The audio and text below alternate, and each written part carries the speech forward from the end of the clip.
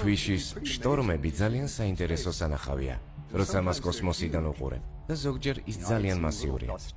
ზოგჯერ პატარა შტორმებია და რამის დასანახად კარგად უნდა დააგვირდე. მაგრამ ხანდახან იმდენად დიდია, რომ მარტივად ჩანს კოსმოსიდან. ჩრდილოეთ აფრიკა ხშირად სრულიად დაფარულია თხელი ყავისფერი მტვერით. ერთი სული მქონდა აფრიკის თავზე, როდის დავბრუნდებოდი. შემდეგ ის დავინახე, როგორ გადავიდა შტორმი აფრიკიდან ატლანტის ოკეანის თავზე. შემდეგ ჯერზე კი უკვე ის დავინახე, როგორ მივიდა ის სამხრეთ ამერიკამდე.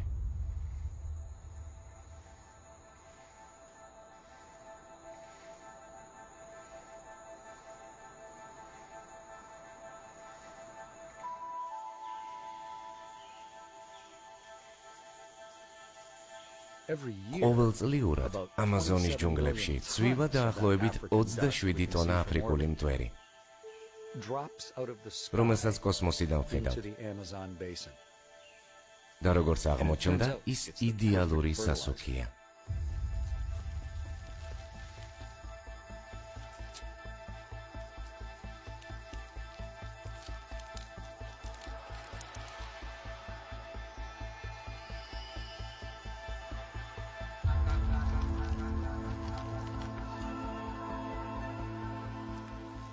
როცა ისინი იზრდებიან, მცენარეები და ხეები ნახშირ ორჟანგს ჟანგბადად გარდაქმნიან.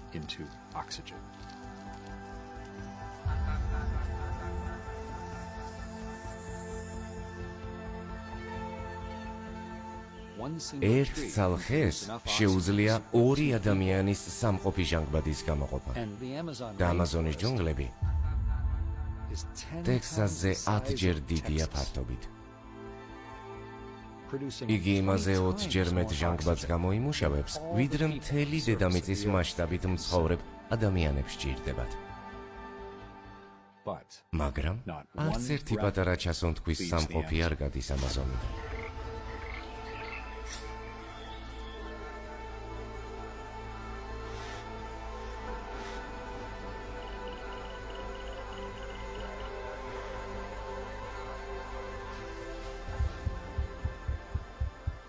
იმდენი ცხოველი ცხოვრობს ამაზონის აუზში, რომ ისინი მთლიანად იყენებენ იქ არსებულ ჟანგბადს.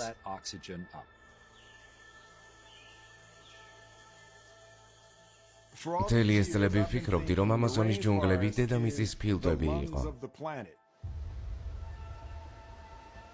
კი, იქ იწარმოება ძალიან ბევრი ჟანგბადი, მაგრამ ყველაფერი იქვე იხარჯება.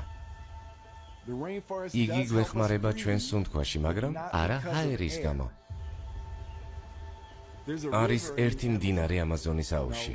არა ის არა, რომელზეც ვფიქრობ. სხვა მდინარე. მდინარე ცაში.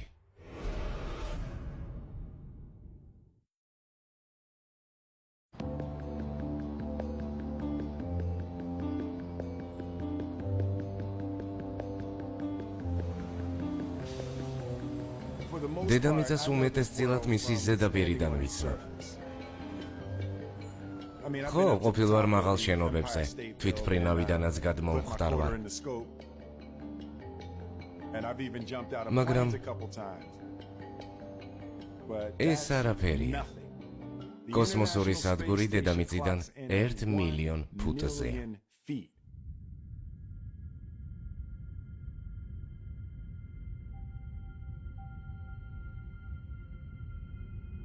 როგორც კი კოსმოსურ ხომალდზე თავისუფალი დრო გვიჩნდება, ვცდილობთ ფანჯრებიდან სურათების გადაღებას.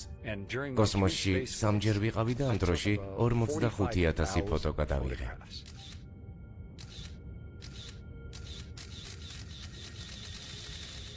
არის ადგილები, რომლისთვის ფოტოს გადაღება საკმარისად მარტივია.